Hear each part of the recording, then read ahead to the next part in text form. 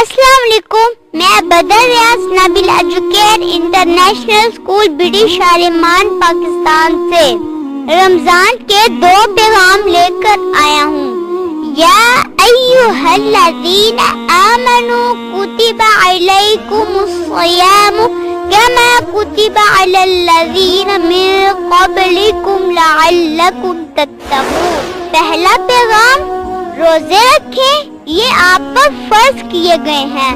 دوسرا پیغام، اپنے اندر تقویٰ پیدا کریں۔ تقویٰ کیا ہے؟